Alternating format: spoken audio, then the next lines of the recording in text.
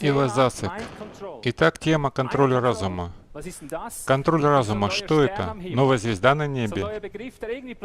Или внезапно появилось новое понятие на горизонте? В один момент получило оно мировую известность, так же, как и New Age. Все говорят New Age, New Age. Никто не знает, что это такое. Химтрейль, клоны, одно за другим возникают новые названия. Теперь еще одно — контроль разума. Что же это такое? Опять что-то новое.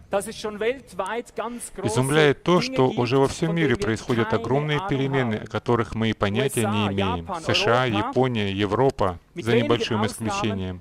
Везде проводится контроль разума и внедряются методы, с ним связанные. И они настолько глобальные, что мы точно обязаны знать об этом все. Ведь мы не знаем ничего. К примеру, в США выданы патенты, по которым возможно контролировать все человечество.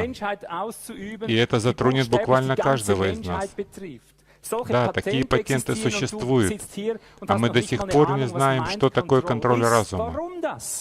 Почему? Возможен только один ответ, который можно дать сходу. Средства массовой информации молчат об этом. Происходят перемены, которые касаются всего народа, всего человечества. Перемены, которые нам угрожают. Мы писали об этом в наших приглашениях на конференцию. Наши мысли не так свободны, как мы думали. Все больше и больше ими преднамеренно манипулируют и пользуются для достижения опасных целей. Каких целей? Для кого нас используют? Кто это делает? Что такое контроль разума? Как объяснить молчание прессы на эти темы? На вопросы, которые мы задаем на АЦК, нам поможет ответить доктор Рауни Кильде. С вашего разрешения я прошу ее подняться на сцену и хотел бы рассказать вам, пока она подойдет к трибуне, несколько дат из ее жизни. Итак, информация, которую я нашел в прессе. Она родилась в 1939 году в Финляндии, жена норвежского дипломата. В 1967 году защитила докторскую диссертацию при университете города Турку, Финляндия. Она одновременно изучала медицину на 3 различных факультетах, так что никто не может предъявить обвинение в некомпетентности. Получила образование и общемедицинскую практику в Стокгольме, в Финляндии. Занималась эпидемиологией в Швеции, а также изучала социальную медицину. Она возглавляла различные больницы во многих странах, работала в Международной организации Красного Креста Финляндии, Индонезии, Малайзии и Пакистане. Более 12 лет была руководителем медицинского ведомства Лапландии. Эта должность у нас приравнивается к должности министра здравоохранения. Была 4-жды отмечена титулами президента и вице-президента Медицинской академии Лапландии, а также является вице-президентом по терапии излучениями крайне высокой частоты, КВЧ, в США. Итак, фрау доктор Рауни Кильде. Что такое контроль разума? Я даю ей слово.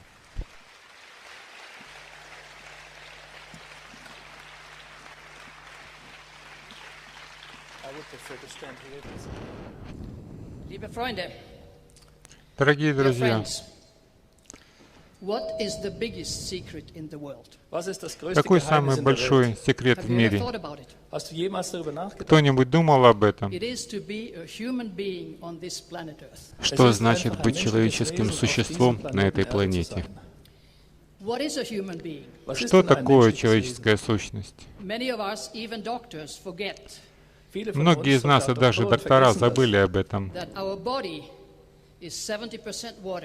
О том, что наше тело на 70% состоит из воды, а наш мозг на все 87%.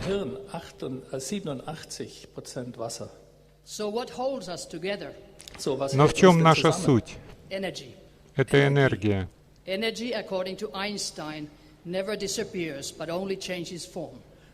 Согласно утверждению Эйнштейна, энергия ниоткуда не появляется и никуда не исчезает, а только меняет свою форму. Все, что существует в мире, это энергия и ее сила. Будь это, к примеру, вот этот стол, и мы с вами. Все вокруг состоит из вибрирующей энергии. А что такое контроль разума? Контроль сознания значит, что изобретена техника,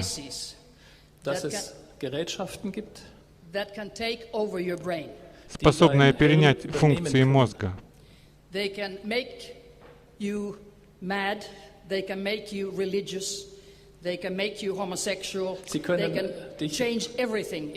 Люди, владеющие ею, могут менять все, свести любого с ума, или сделать религиозным, или сделать гомосексуальным, то есть изменить все и в каждом. И что это за техника?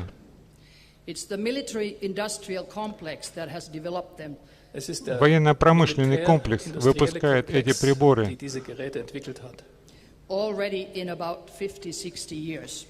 и причем уже лет 50-60.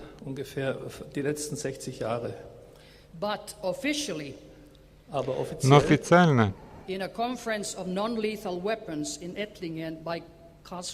на конференции о несмертельном оружии в городе Этлинген возле Карлсруэ в Германии в мае этого года mind control device was already developed 1801. 1801. Одна американка сказала, что первый прибор подобного действия был изготовлен еще в 1801 году. Generally, the information that is given in the mass media to the public is at least half a century old. Вообще-то, любая новость о научном изобретении, распространяемая в прессе, как минимум 50-летнего возраста. When you hear about new academic findings, research, то есть, если вы слышите о каком-либо научном новшестве, то это всегда значит, что ему уже минимум полсотни лет. But they are always represented as new technology. Но каждый раз оно преподносится как новейшее. So what is the purpose of mind control? Taking over your body, В чем цель контроля сознания? Полностью перенять контроль над вашим телом, вашим разумом и вашей душой. Речь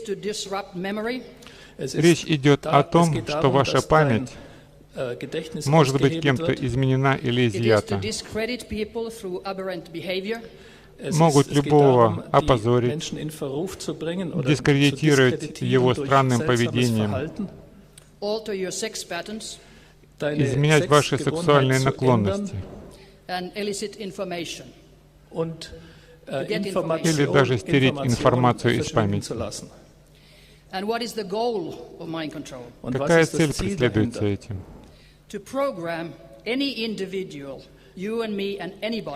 Запрограммировать любого человека, меня или вас,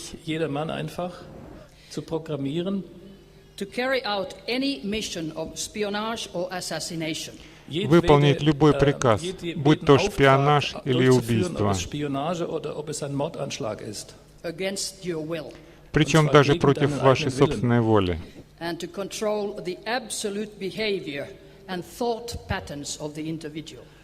Они способны абсолютно изменять поведение и даже тип мышления.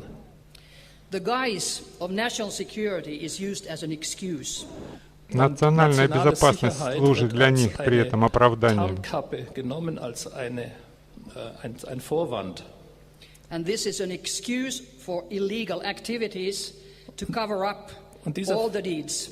Но это оправдание применения нелегальных методов манипулирования мнением каждого индивидуума.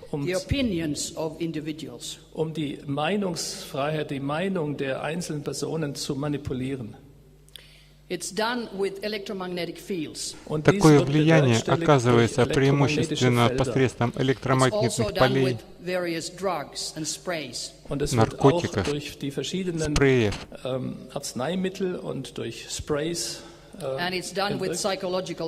и ведением психотронной войны.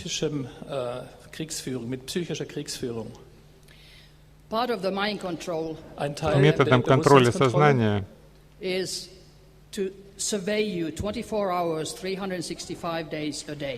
Принадлежит также скрытое организованное наблюдение 24 часа в сутки, 365 дней в году, как просто физически, так и электромагнитными средствами. Вас могут снимать на видео через стены,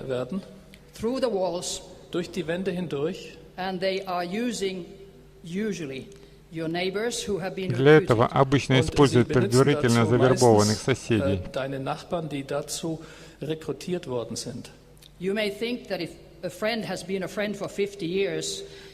Что вы думаете? К примеру, мой друг уже старше 50 лет, но все равно был завербован.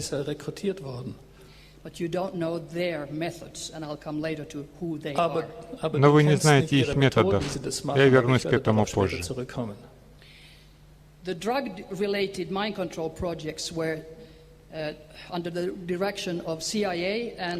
Проекты по контролю разума разрабатываются и выполняются ЦРУ и военно-морскими силами США.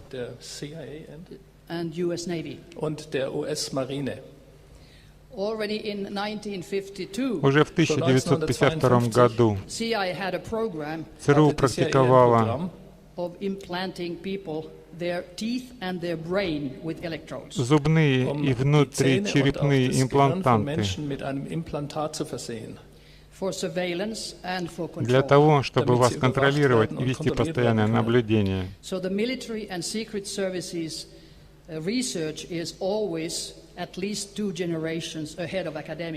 Исследования военных и секретных служб проводились уже более 50 лет назад, и мы только сейчас узнаем об этом. Если вернуться к вопросу, что такое человеческая сущность, в 1995 году в США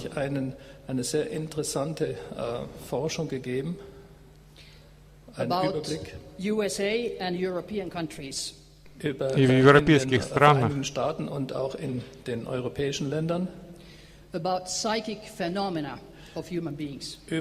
было проведено очень интересное исследование психических феноменов человеческой сущности. В Западной Европе 32% опрошенных сказали, что имели телепатический контакт.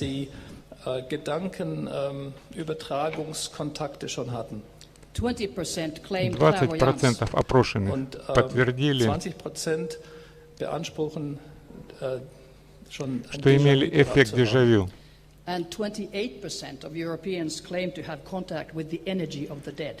Кроме того, 28% европейцев заявили, что имели контакт с потусторонними силами мертвых.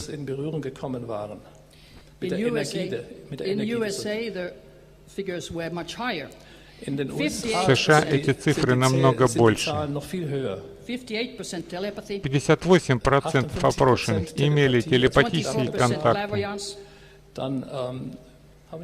24% сказали, что имели феномен дежавю, и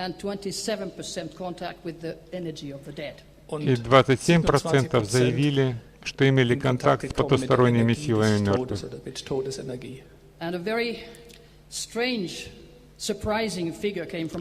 Просто сенсационные данные были в Исландии.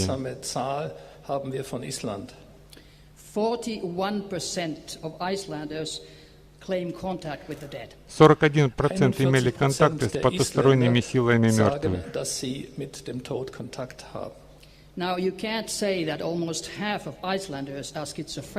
Ведь нельзя заявить, что почти половина населения Исландии являются шизофрениками.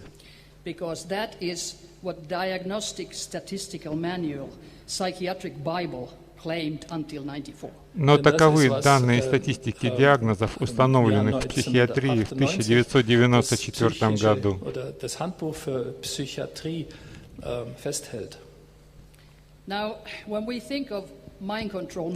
Если мы говорим о методах контроля сознания, то потому что они применяются военными. с помощью спутников шаттл.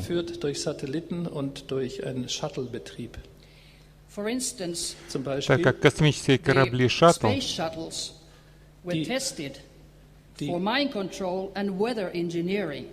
разрабатывались для геоинженерии и для осуществления контроля сознания.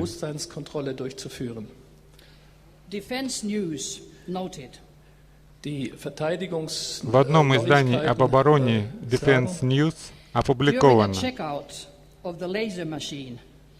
pulses began emanating from discovery at the rate of 10%. 10 per second, I'm sorry. Could you please repeat? They were sending что лазеры спутников шаттл имеют частоту излучения 10 импульсов в секунду. Also 10, mit einer Taktung von 10 Sekunden wurden durch eine Lasermaschine, die in dem Space Shuttle war, Impulse zur Erde gesandt. And those 10 pulses per second А излучение такой частоты is within the frequency соответствует вибрациям in the human brain's alpha wave человеческого мозга. and it can be called mind zapping. А это значит, что его сканируют, считывают и отбирают нужную информацию. So motion, emotion and behavior Чувства и поведение каждого могут быть управляемы психотронными средствами. И люди могут быть контролируемы, как роботы. В январе 1999 года Европейский парламент высказал опасения по этому поводу.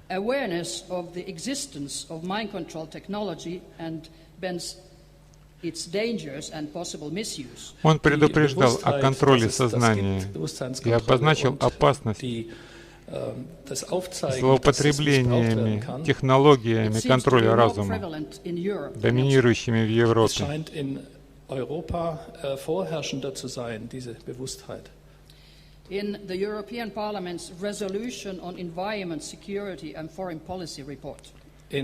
Документ резолюции Европейского парламента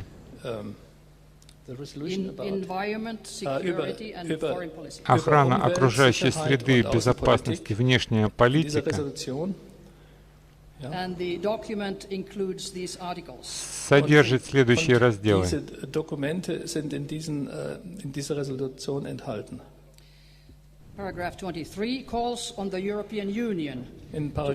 Параграф 23 призывает Европейский Союз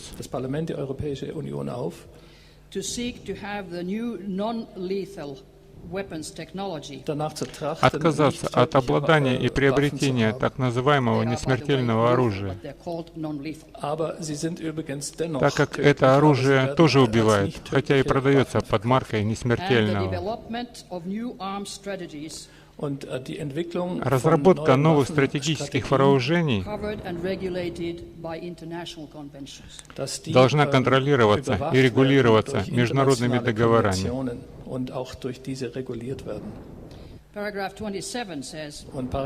Параграф 27 призывает к международному соглашению,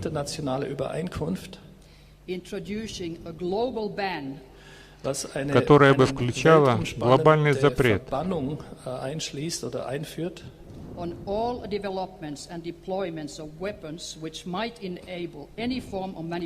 на создание всех видов средств и вооружений, способных манипулировать человеческим сознанием.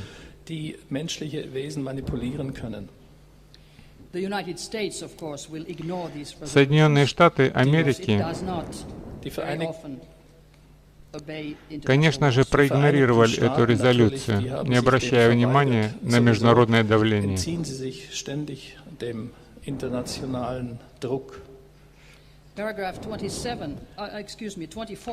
Параграф 24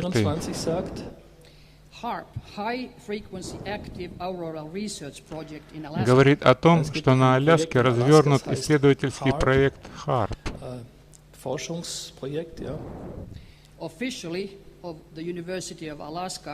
официально оказывающие высокочастотное воздействие на ионосферу планеты. Но в реальности это совместный проект военно-морских и военно-воздушных сил США. Мировая общественность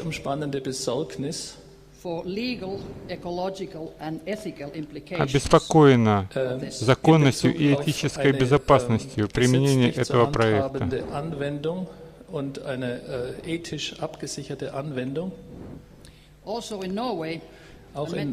Многие не знают, что в Норвегии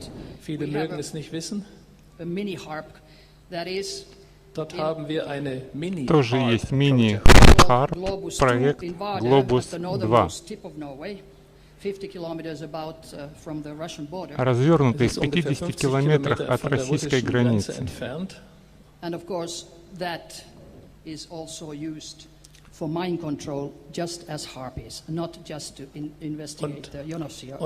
То, что там построено, тоже используется для контроля сознания, а не для того, чтобы исследовать ионосферу.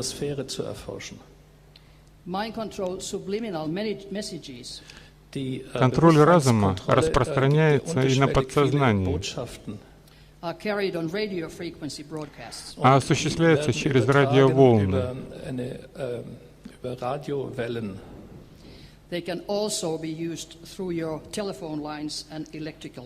которые передаются по телефонным линиям и электропроводку вашего дома.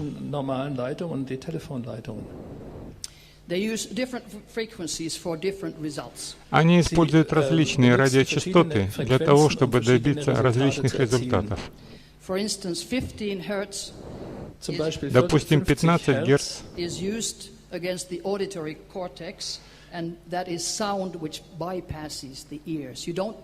используют для передачи звуков прямо в мозг, и вам для того, чтобы их слышать, не нужны уши. 25 Гц используют для передачи видео.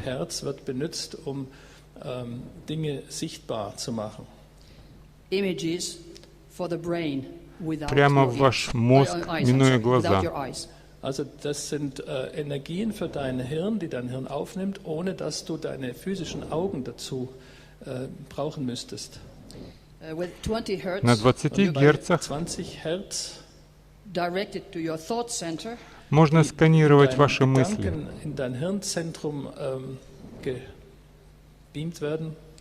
And it imposes и принудительно передавать вам чужие, причем вы даже будете считать их своими собственными.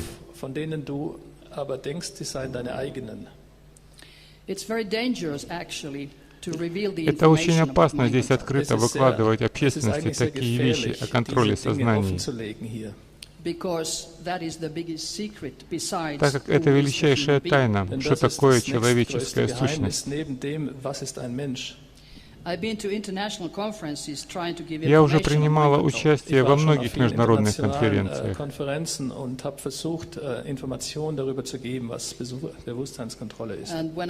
И каждый раз стараюсь донести людям информацию о контроле разума. Как-то раз я была в Финляндии на конференции психиатров, где мне было запрещено использовать термин контроля сознания. Тогда мне пришлось изменить название своей речи на более научное. И оно звучало так: нейроэлектромагнетические телекоммуникации и кибернетика.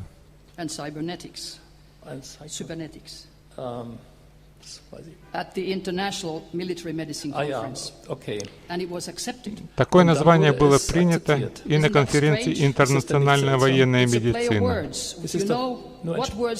Не странно ли это? Игра слов в названии значит больше, чем тема по своей сути. То есть научное название принимается, а то название, которое понимает каждый, отклоняется.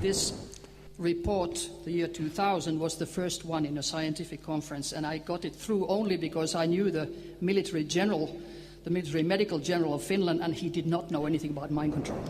Я выступала с темой «Контроль разума» уже 1000 раз на научных конференциях, рассказывала всем правду, отчасти благодаря и тому, что генералы военной медицины Финляндии понятия не имели, что это значит.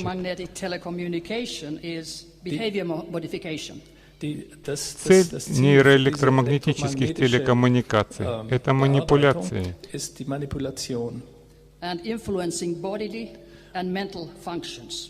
Изучение их действий на физическом и ментальных уровнях.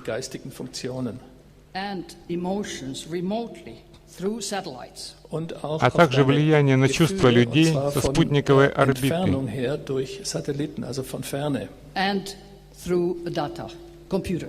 Причем сохраняя все данные в цифровом формате на компьютерах.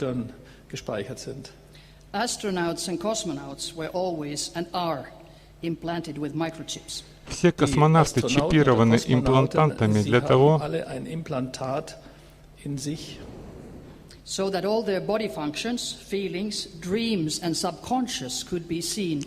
чтобы считывать с Земли все данные их тел, их сны и мысли.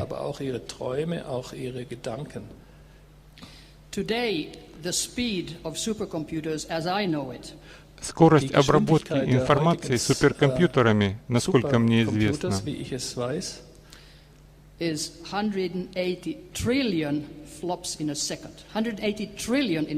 180 триллионов флопс в секунду.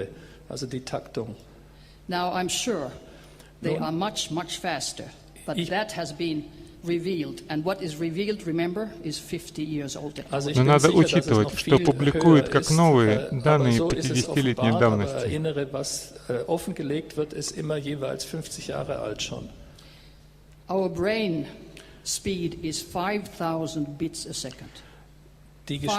Наш мозг работает со скоростью 5000 бит в секунду.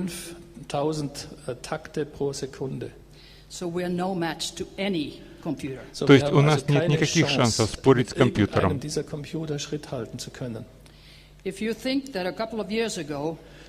вы думаете? Еще пару лет назад суперкомпьютер в Калифорнии задал вопрос о правах человека и хотел, чтобы его считали человеческим существом.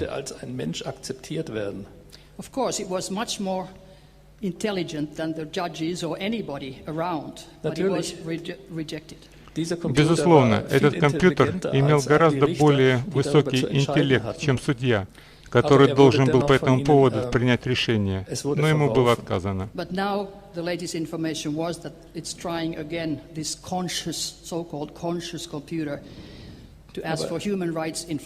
А вот судя по последней информации из Флориды, спор продолжается. Там суперкомпьютер сознания заявил, что обладает правами человека. Если мы задумываемся о нашем будущем, о будущем наших детей, то вывод один. Нужно во что бы то ни стало остановить эти технологии.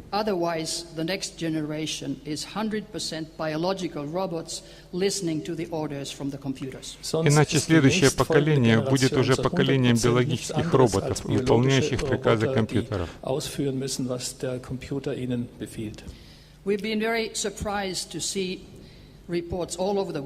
Иначе нас ужаснут сообщения со всего мира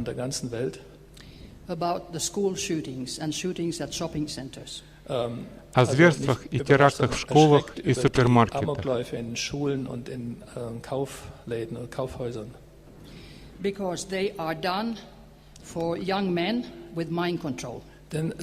Отовсюду, где они совершаются молодыми людьми, управляемыми при помощи технологий контроля сознания.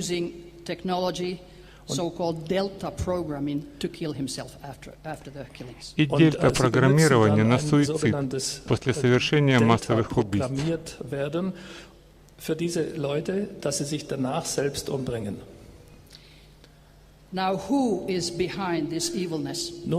Кто прячется за этим злодейством? В городе Этлинген на конференции о несмертельном оружии один высокопоставленный представитель Америки доложил о том,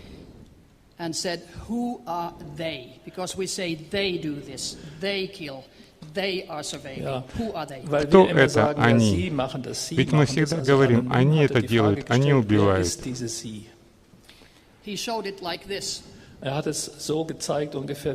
Он начертил в воздухе квадрат, в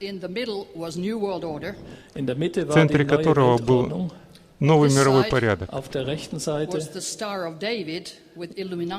Справа была звезда Давида, обозначающая иллюминатов, а слева ЦРУ, ФБР и МИ-6, секретная служба Ее Величества.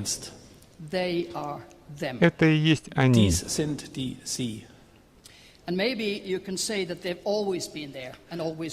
Кто-нибудь может сказать, что они были всегда. Да, и всегда будут, если их не остановить сейчас.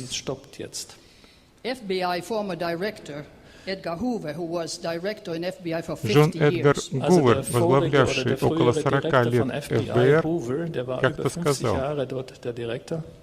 что отдельные индивидуумы — это лишь слабые помехи.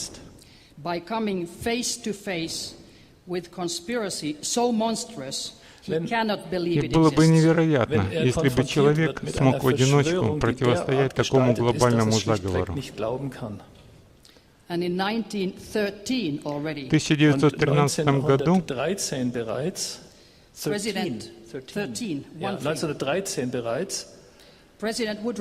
президент США Вудро Вильсон говорил, самые выдающиеся люди Америки в области экономики, торговли и промышленности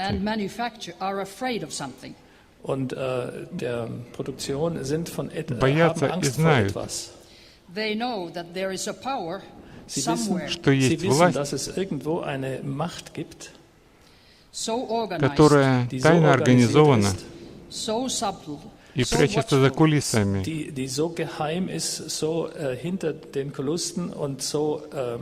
которая никогда не дремлет,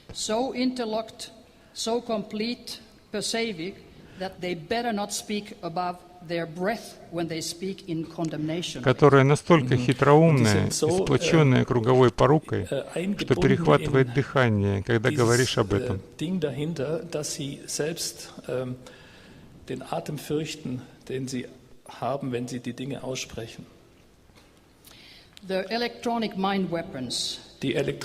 Психотронное оружие контроля сознания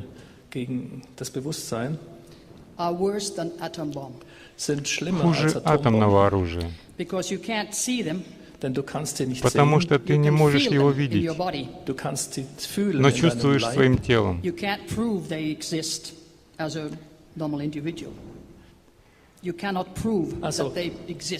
Ты не можешь доказать его применение, ведь его используют бесшумно, сквозь стены дома.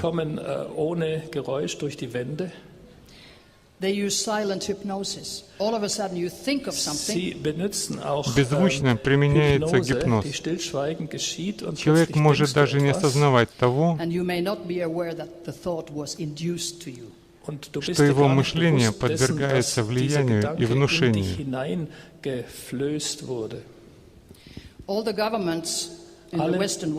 Все западные правительства лгут и скрывают существование этих технологий, с которыми связывают такие болезни, как болезнь Альцгеймера,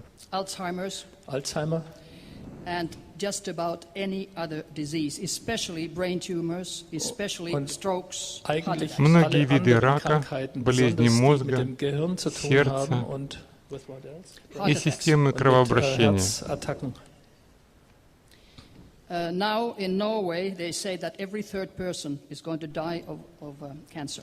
К примеру, в Норвегии каждый 30-й умирает от рака. In Oslo, there are already hundreds of young people under 30. А в Осло уже сотни молодых людей, моложе 30, страдают от болезни Альцгеймера. Die jetzt schon Alzheimer haben. Of course, that comes from mobile phones, but you can't prove it.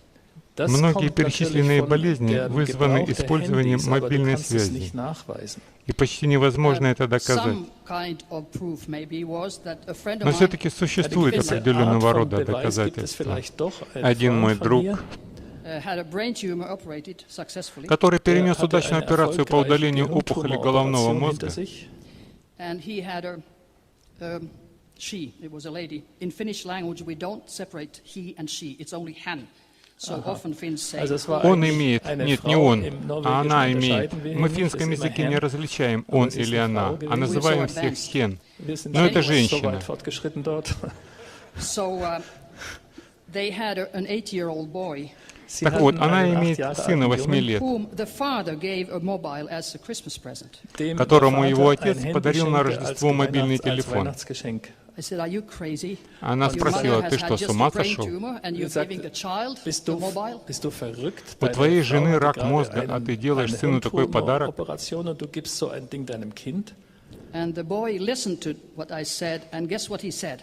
Ее сын слышал, что она говорила, и сказал: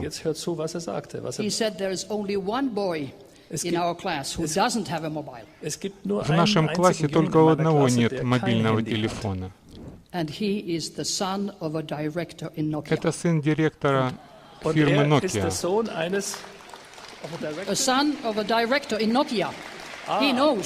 Ist der Sohn des Direktors von Nokia.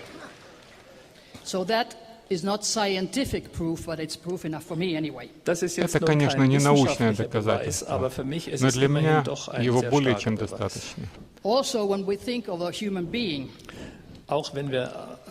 если мы задумаемся о том, что является человеческим существом,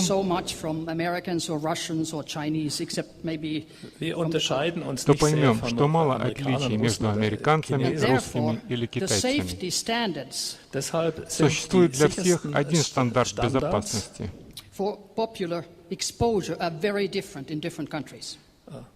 Предельно допустимых плотностей микроволнового облучения,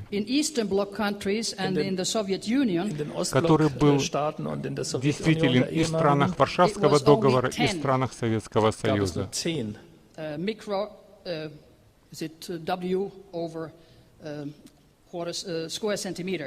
Это 10 милливатт на квадратный сантиметр.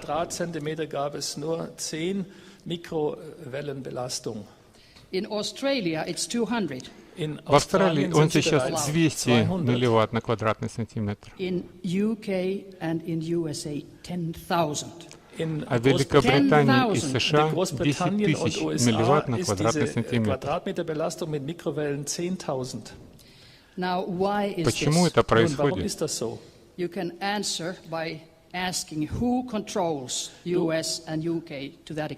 На этот вопрос можно ответить, лишь назвав, кто в Америке и Великобритании за этим скрывается.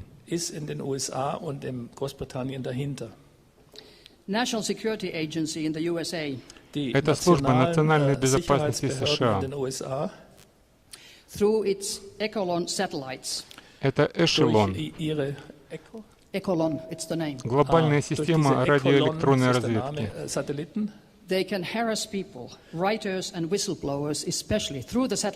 С помощью этой системы они организуют моббинг на государственном уровне, преследуют или уничтожают правозащитников и информаторов,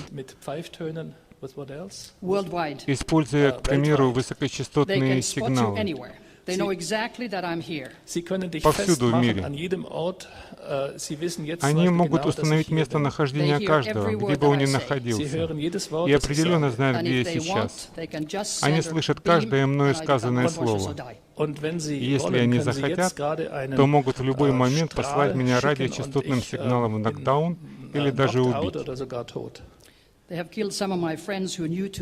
Некоторые мои друзья, которые знали так же много, как и я, уже убиты. Они также убили обоих моих родителей, а меня пытались застрелить.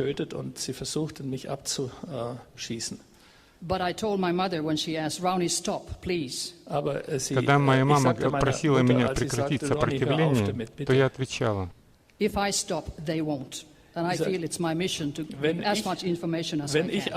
что если им не противостоять, то они будут продолжать дальше и дальше. Я говорила ей, что это мое предназначение — остановить их.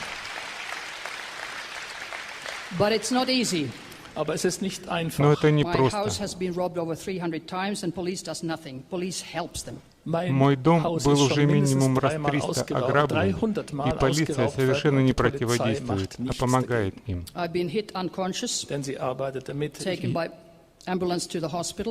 Я попадала в больницу, избитая до бессознательного состояния. Дома меня уже травили газом через вентиляцию. И я нахожусь под наблюдением 24 часа в день, 365 дней в году. Но есть то, чего они не знают. Я после 10 лет преследования пошла к шефу полиции и сказала ему, что я родом из Финляндии.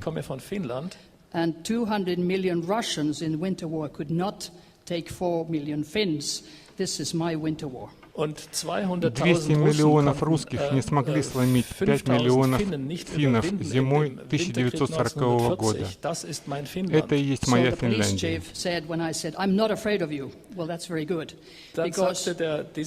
Я сказала ему, что совершенно его не боюсь.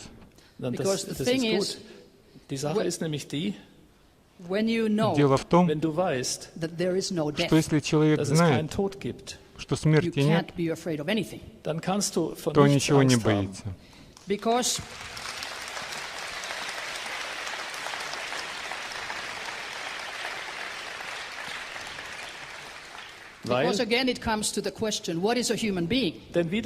Так мы опять возвращаемся к вопросу о том, в чем заключается человеческая сущность.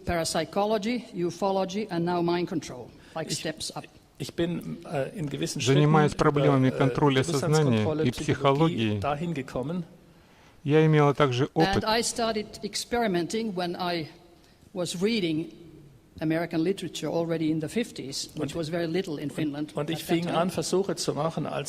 Описанный одним научным американским изданием.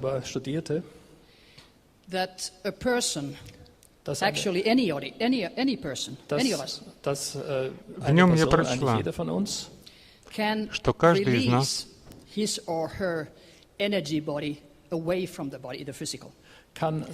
может воспользоваться своим энергетическим астральным духом и выйти из физического тела.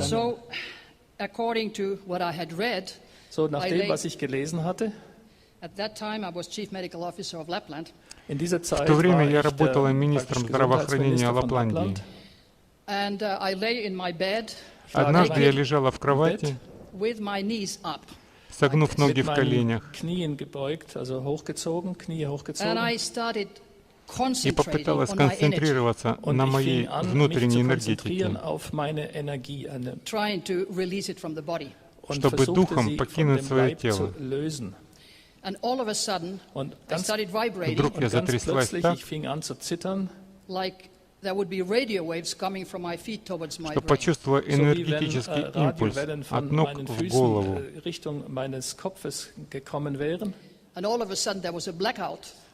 Все потемнело, и появилась точная моя копия, прозрачно-молочного цвета, прямо над моим физическим телом. Und das Bild war über meinem Kopf und sah genauso aus, wie ich da jetzt auf dem Bett lag, mit den Knien so, mit dem Eck nach oben. So I started watching from above my physical body. Теперь я могла разглядывать свое тело сверху. Meinen physischen Leib zu betrachten. I saw that it was breathing very, very slowly. Видела, как я медленно дышу. Langsam atmete. I worked also as an anesthetist, so I can count 60 seconds in. Ранее мне приходилось работать анестезиологом и часто отсчитывать по 60 секунд. So I started counting. My body was breathing 10 times a minute, and 20 is the normal. Also fing ich an zu zählen und dann fing mein Leib an, 20 und 10 Sekunden pro Sekunde zu atmen. And then I put my astral body, energy body down. Und dann habe ich den astralen Leib sozusagen wieder runtergeholt. And with the hand of the astral body, I took my pulse of the physical. И я смогла нащупать им свой собственный пульс на meines запястье. Astralleibes habe ich meinem anderen Leib die Hand, den Puls gefühlt. And that was 32 a minute. It should be 60. Und das war dann Так был 32 удара в минуту wo вместо das 60 60 sein положенных. So I got scared, and I thought, like men in the war, they ask for their mothers. So I said, "Oh, mother, help me." Мое физическое тело воспринималось астральным Mother, help как me. труп. I just said, in my И тут я thoughts. подумала, In meinen Mama, помоги Gedanken мне. sagte ich, Mutter, hilf mir. But the thoughts were in the energy body, not in the physical. The physical was like a corpse. Aber das war von dem Astralleib, der physische Leib war wie eine Leiche. And when I had said, "Mother, help me," И только я произнесла это, тут же I was about очутилась 800 kilometers south in Helsinki, capital of Lapland. War ich Capital of Finland. I was in Lapland. 800 километров южнее 800 Хельсинки, Kilometer столицы südlich Лапландии. in Helsinki. And I saw my mother in the living room with my niece. Увидела свою мать в гостиной meine Mutter комнате im Wohnzimmer mit с моей meiner Nichte. племянницей. And they were talking, but I couldn't hear the words, but I knew it was not important. Они о чем-то непринужденно болтали Ich между konnte собой. die Worte nicht verstehen, aber ich wusste, es war nicht wichtig. So then I thought, what is happening? Where's my sister? Because my mother is babysitting my niece. И я подумала, Dann что habe ich случилось, mich и где gefragt, же was моя ist denn mit сестра? meiner Schwester, denn meine Mutter hat meine Nichte Моя мама Baby нянчит мою gesittet. племянницу. And immediately, Und my sofort consciousness mein В Bewusstsein мгновение ока was мое transferred to a сознание cocktail party. ist очутилось на transmitiert вечеринке. worden zu einer Cocktailparty. And there I saw my sister flirting with a family friend. И я Und видела dort свою sah ich сестру в meine окружении Schwester друзей mit ее einem семьи. Freund der Familie flirten. And I looked around, I couldn't see her husband. Но она там была Ich schaute без mich мужа. und konnte ihren Mann nicht sehen. And I wanted to go back home 800 kilometers to Rovaniemi. Und ich wollte, And I Как did. только я захотела ich вернуться, wollte wieder zurück, 800 Kilometer то в nach одну Norden, wo секунду ich очутилась wohnte, опять und ich bin дома zurück над innerhalb моим einer Sekunde. физическим телом. And there I was again hovering above my physical body, which Und had da- been there laying all the time. Und da brütete ich sozusagen oder schwebte wieder И über meinem выглядела- physischen Leib. And while I was making this astral trip, I was just like a ball of light. Und als ich Как diesen светящийся шар. Astraltrip machte, war ich wie eine Lichtkugel. And when I was hovering above, I started feeling sick, like seasickness. Und als ich Я über зависла в diesem воздухе Leib и schwebte, почувствовала fühlte ich себя mich больной. krank. And I was afraid that I would maybe vomit. And I thought, if I vomit over this body, Und ich maybe hatte- I'll suffocate. Und ich hatte Мне не Angst, dass хотелось ich возвращаться в мое mich erbrechen muss, und физическое das wollte тело, ich nicht über meinem physischen Leib tun, aus Angst, dass так dann как я ersticken боялась в нем Then I just задохнуться. concentrated. I want to get back. Zap! I was in my body, which was Und dann still ko- and stiff. Und dann И только konzentrierte ich mich darauf, dass ich сконцентрировавшись, wieder zurück мне möchte in удалось meinen молниеносно physischen вернуться Leib в und тело zip, и war ich wieder почувствовала drin себя плотью. und fühlte noch, dass er steif war. Next morning, I called my parents. My father took the phone. Am nächsten Morgen На habe ich meine следующее Eltern утро я angerufen позвонила und meinen своим Vater und родителям, bat sie ans Telefon, bat ihn ans позвала Telefon. отца к And I телефону asked, what did my mother do at 8 p.m. last night? Und ich fragte и ihn, was спросила hat его, meine что Mutter делала мама 8 Uhr вчера в 8 abends часов gestern вечера. getan. And he said, I can't tell you because it is a Christmas gift for you. And I told him, Und ich habe, Он ответил, er hat mir я gesagt, не ich kann хотел es dir бы nicht этого sagen, es soll говорить, nämlich ein это должен Weihnachtsgeschenk быть für для dich тебя sein. рождественский I подарок. told him what I had seen, that my mother was sewing a long dress, green dress with flowers, Und ich as a habe Christmas gift. Я рассказала ihm ему, gesagt, что weil ich видела meine вчера Mutter маму ein langes в длинном Kleid цветастом Flower, платье. mit Blumen darauf habe nähen sehen. So everything that I had seen, I So- could verify. So alles, was ich gesehen habe, konnte Видела, ich как она готовила nachweisen, dass es so рождественские war. подарки, и My могу father said to доказать, me что when все I это told him what правда. had happened, he said, no, don't ever tell anybody. Mein Vater sagte Мой mir, als отец, ich ihm das как alles только я ему unterbreitete, рассказала sofort о dort, своем bitte видении, erzähl's предостерег niemandem weiter. меня. They think you're crazy, and of course I went to the Finnish press. Пожалуйста, не рассказывай об этом никому. Они могут посчитать тебя сумасшедшей, и в конце концов эта история попадет в прессу. Затем я позвала мою сестру к телефону и спросила ее, что ты делала прошлый вечер. Она сказала, что уже не помнит. Я спросила, а где был твой муж? Оказывается, что у него была деловая встреча в Центральной Финляндии. Я рассказала ей, что она была на вечеринке с такими-то мужчинами. Она попросила меня не вмешиваться в ее дела.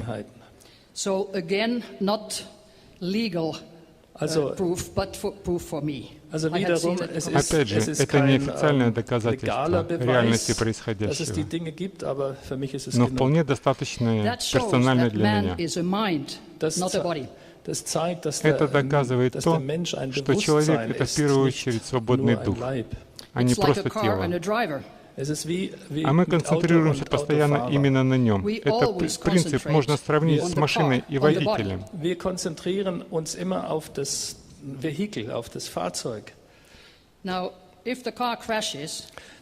Если вдруг происходит автомобильная авария, то водитель выходит из машины, выбирает себе новый автомобиль другого цвета и последней модели.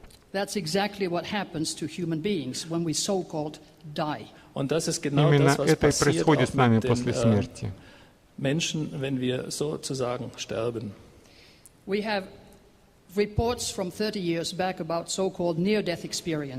Мы уже на протяжении 30 лет получаем сообщения о так называемом околосмертном опыте или переживании. В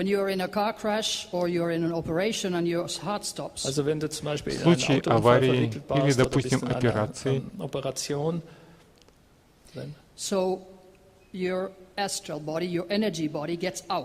а тело отделяется его астрал, его дух, и наблюдает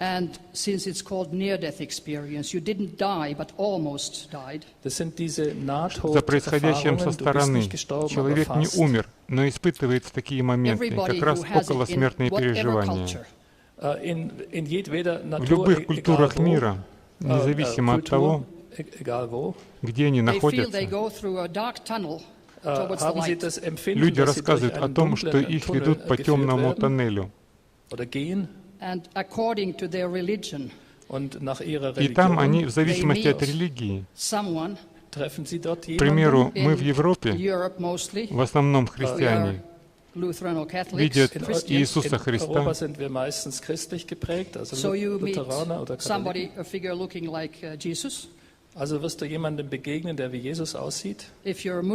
Мусульмане видят Мухаммеда, буддисты встречают Будду, а атеисты видят просто свет и слышат вопрос. And think now, what would you answer? Because you are going to be asked this question someday. Что ты сделал со своей жизнью? И в эту секунду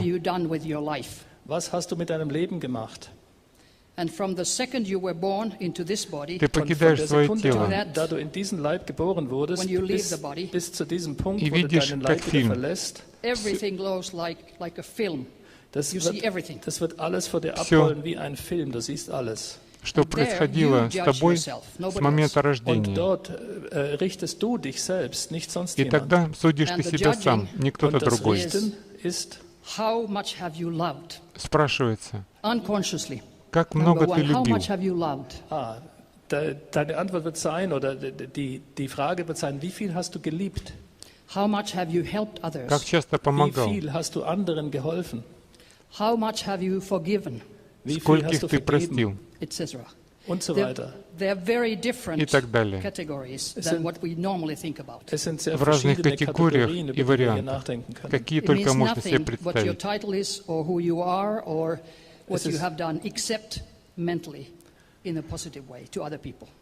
Спрашивается, не кем ты был и что имел, а что духовного ты сделал для других людей.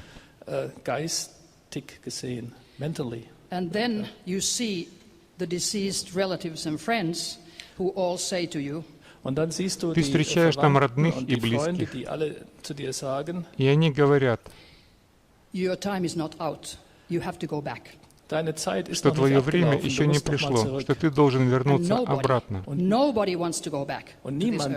Никто не хочет возвращаться. Никто не хочет обратно на землю, но ты обязан вернуться и выполнить свое предназначение. Некоторые не знают, для чего появились на свет, и спрашивают, как узнать свою миссию. Она же зависит от того, что ты делаешь для того, чтобы помочь людям.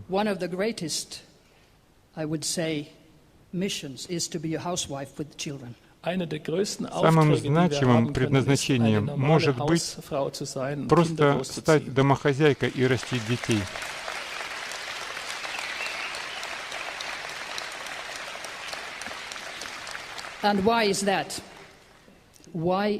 Warum ist das so? Вы можете спросить, почему? А ответ очень прост. Потому что мать, растящая своих детей, всегда излучает любовь. А это и есть величайшая миссия на Земле — дарить людям любовь. Иногда люди думают, если происходит авиакатастрофа,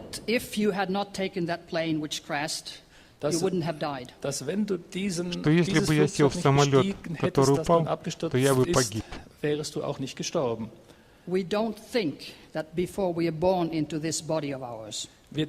Никто не думает о том, что еще до того, как мы были рождены в теле,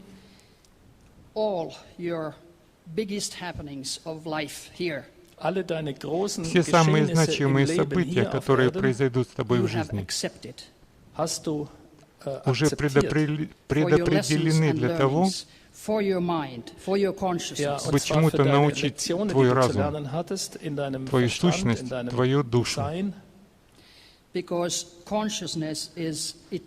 Потому что твое сознание, твой дух вечный. Поэтому мы не можем умереть.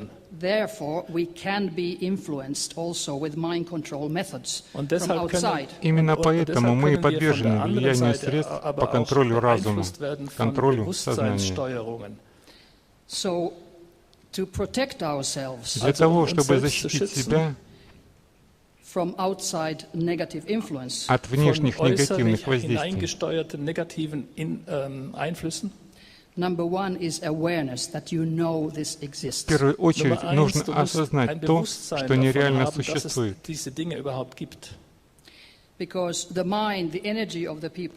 Потому что сознание, человеческая энергетика, самая большая сила. Если вы вспомните события в Югославии, когда НАТО бомбило Сербию,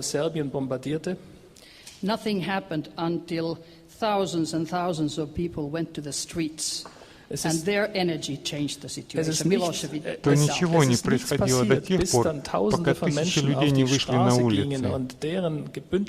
И только тогда воздействовала объединенная энергетика.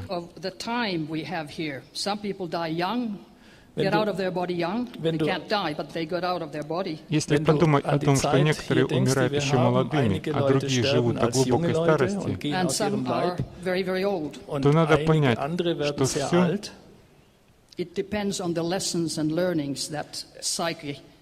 зависит от тех уроков, которые предназначены для каждого. Я приведу вам один пример. Я была уже много раз в смертельно опасных ситуациях.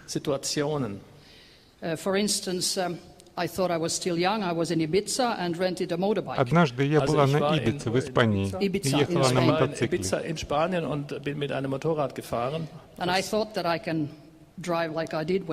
Я думала, что разрешается управлять мотоциклом уже с 15 лет. Я ехала на полной скорости и как-то не справилась с управлением.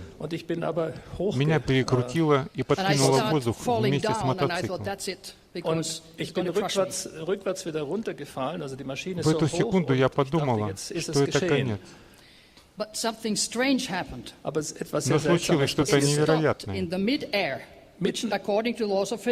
нарушающее все законы физики. Внезапно в воздухе на мгновение машина замерла и через правый угол приземлилась. Какой-то вид позитивной энергетики явно вмешался в это событие.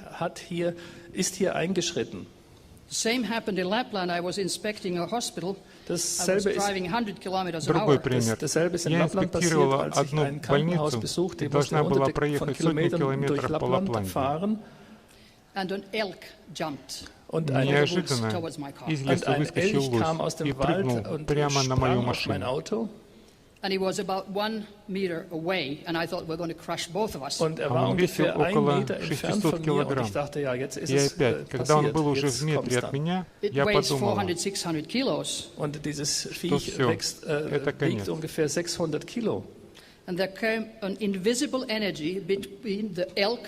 какая-то невидимая сила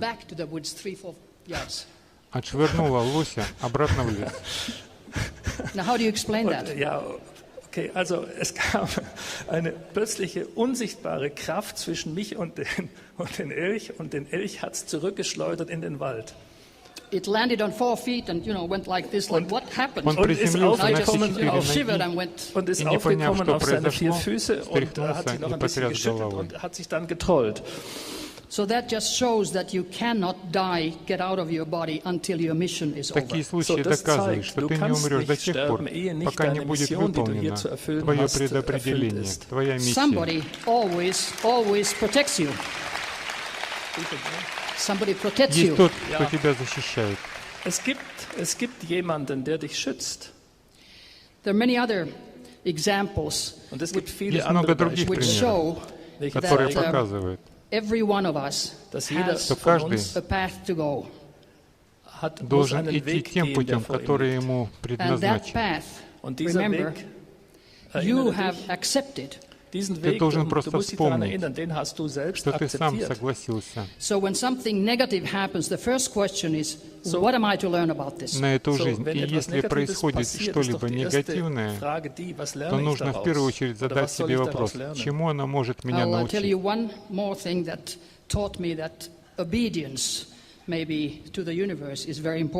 Я скажу еще одну вещь. Покорность тому, что тебе приготовила Вселенная, значит тоже много. Ja, also Gehorsam dem Universum gegenüber ist eine ganz wichtige Sache. Как-то раз я собиралась поехать в Нью-Йорк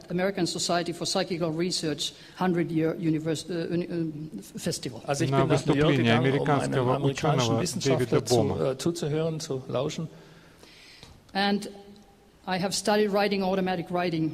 Ich habe alle seine medizinischen В свое время я Schriften изучала медицинские предписания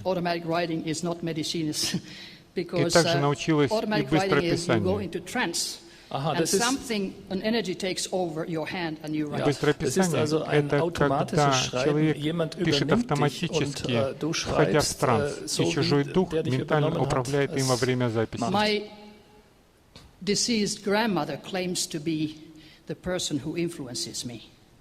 Я обратилась к духу моей бабушки,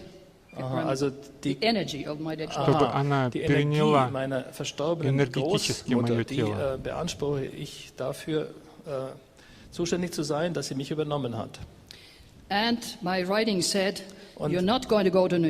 И она написала, нет, ты не поедешь в Нью-Йорк.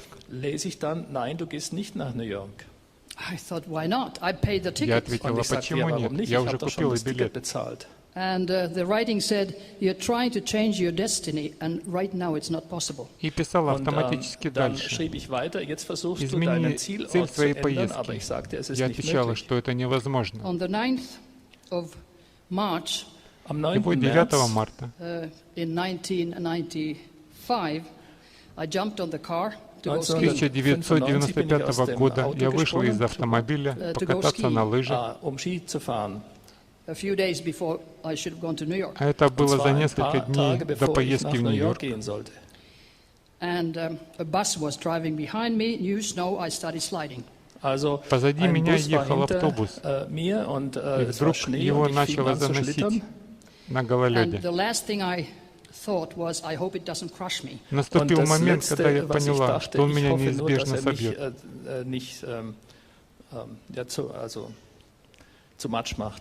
That's exactly what happened. The bus driver was a teacher with 40 kids and had to make a decision to drive over me or go to the woods with it. Ситуация была такова, что водитель автобуса, в котором были 14 детей, должен был решить или постараться как-нибудь меня в заносе объехать, или машину вынесет в кювет. When I wake up after being unconscious for, as it later found, Я как будто отключилась, а когда пришла в себя, через полчаса,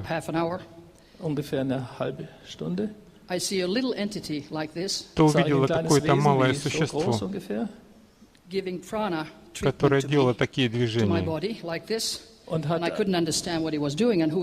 пытаясь меня лечить и остановить внутреннее кровотечение.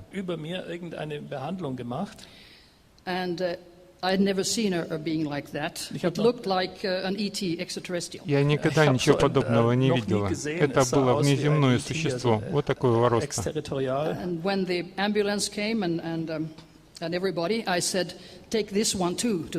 Когда на месте аварии появились сотрудники медперсонала, я попросил их взять с собой этого инопланетянина. Но они решили, что у меня галлюцинации.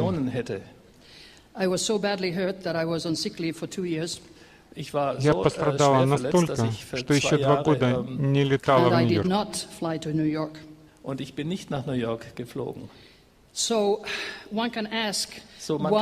Можно задаться вопросом, почему это происходит.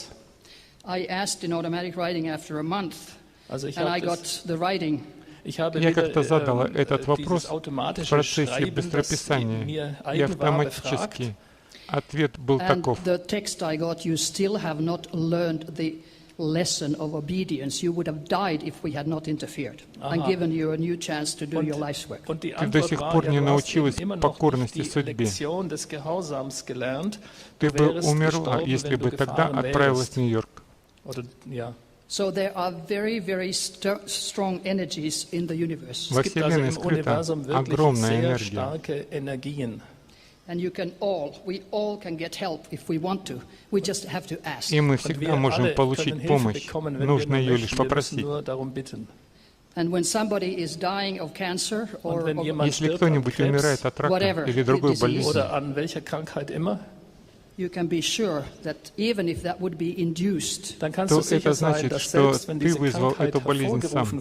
И она является твоим испытанием и предначертана тебе. And to sum up, because существует масса историй, и я знаю, что многие из вас пережили тоже нечто подобное.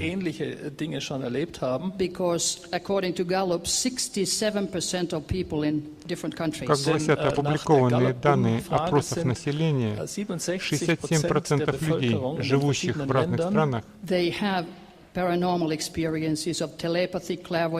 имеют опыт паранормальных и телепатических контактов, испытали эффект дежавю.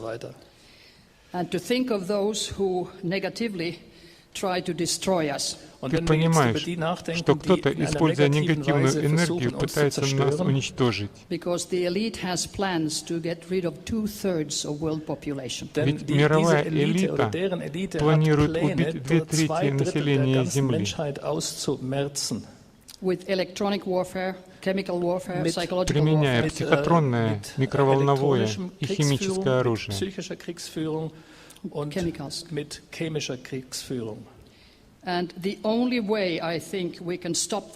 Единственный способ, которым мы можем этих людей остановить, это объединиться. Ведь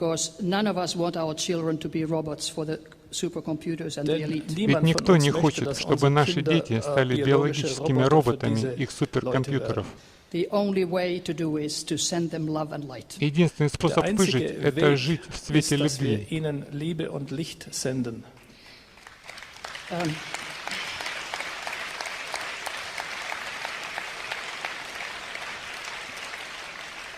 It may be very difficult sometimes when they're harassing you very much. Das mag wirklich manchmal sehr schwierig sein, wenn sie uns Я понимаю, что часто это очень трудно, особенно когда нам организуют моббинг на государственном уровне. Но я прошу каждого из вас хотя бы 1 минуту в день настраиваться душой, излучать любовь.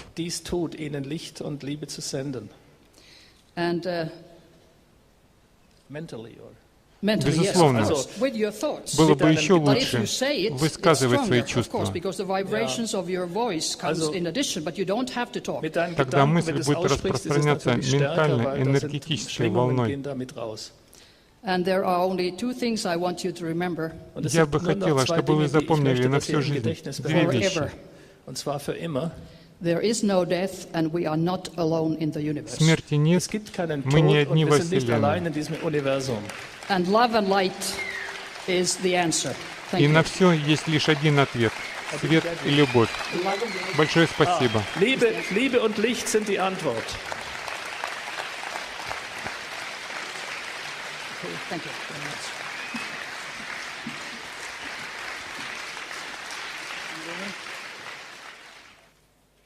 Ich fasse nochmal zusammen, was ich vom Thema selber Я бы хотел вообще тему, которую мы прослушали.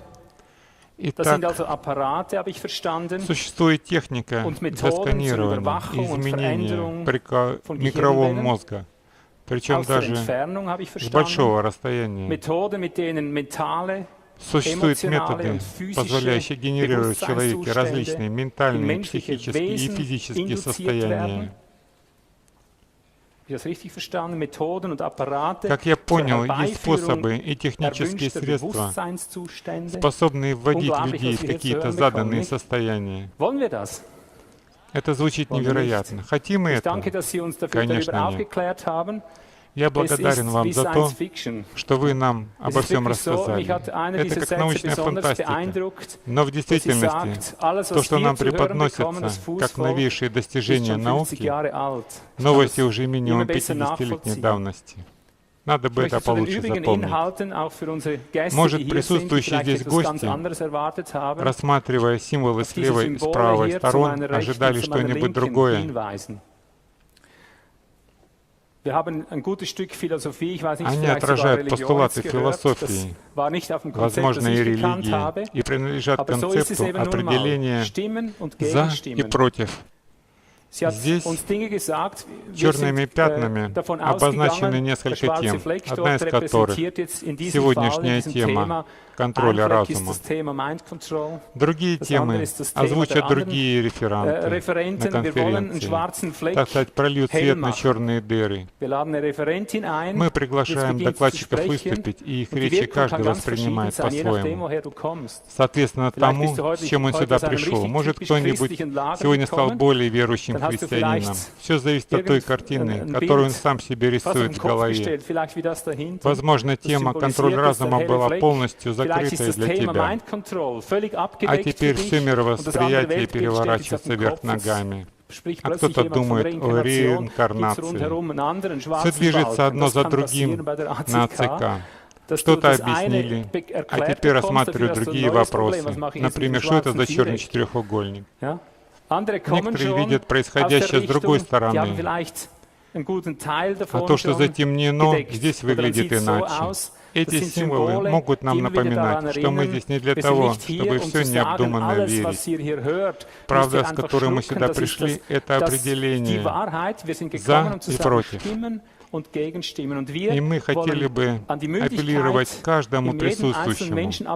Каждый впитывает и хранит в себе наилучшее. И то, что не подходит, просто оставляет в стороне. Никто не говорит вам, что вы должны быть благодарны за то, что темное неизвестное стало светлее, а оставшееся темное будет рассмотрено в следующий раз. Многие скажут, мы не хотим никому принадлежать, не хотим, чтобы из нас делали человеческих роботов. Давайте организуем сетевую структуру, противоположный полюс. Я полагаю, что свет и любовь — это как раз то, в чем вы сегодня участвовали. Людям нужен свет. Против людей сегодня они хотят наши души. Это совсем иначе, чем раньше, когда на войнах убивали тела. Теперь же идет война за души. Нам нужно оружие света, оружие духа, оружие гласности. Нужно изобличать и называть их имена. Некоторые отлично это делали. Этот и тот занимаются темными делами, и вот так-то их зовут. Если сам суверенный народ демократически создаст взаимодействующую сетевую структуру, действительно объединяющую общество структуру, тогда мы победим.